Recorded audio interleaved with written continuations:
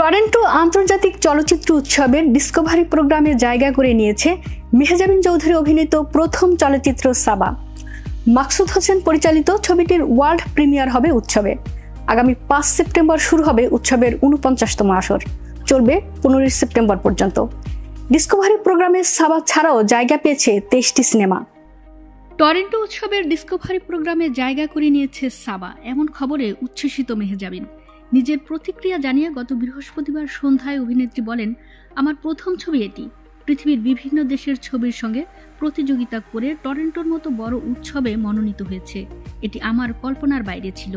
এটি আমাদের পুরো টিমের জন্য বড় পাওয়া।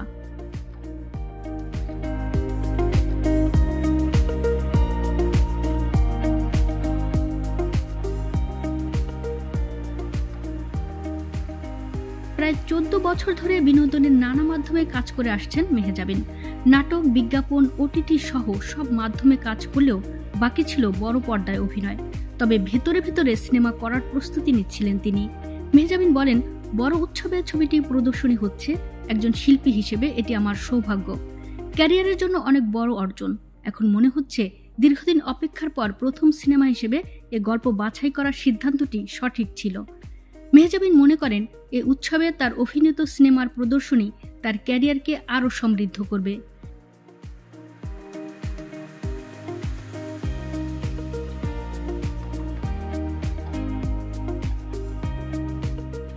মেহজাবিন বলেন, দীর্ঘদিন ধরে বিনোদনের নানা মাধ্যমে কাজ করলেও সিনেমাটা করা হচ্ছিল না।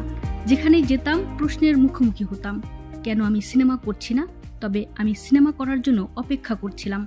ভেবেছিলাম মনের মতো করেই প্রথম সিনেমাটি করতে চাই, যে সিনেমা নিজের কাছেও স্মৃতি হয়ে থাকবে, দর্শকও সারা জীবন মনে রাখবেন।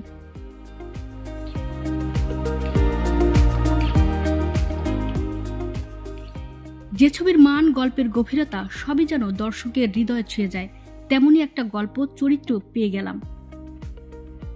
যৌথভাবে সাবার গল্প ও চিত্রনাট্য করেছেন মাকসুদ হোসেন ও ট্রিলোরা খান। পরিচালক মাকসুদ হোসেনের এটি প্রথম চলচ্চিত্র। টরন্টো উৎসবে নিজের সিনেমা মনোনীত হওয়ায় অনুভূতি জানিয়ে নির্মাতা বলেন, 21 বছর ধরে প্রচুর স্বল্পদৈর্ঘ্য চলচ্চিত্র বানিয়েছি, বিজ্ঞাপন চিত্র পরিচালনা করেছি।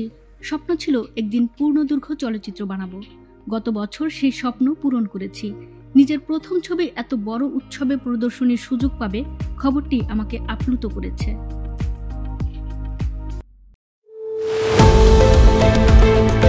আপনারা দেখছেন নিউজ টাইমস 24 BD।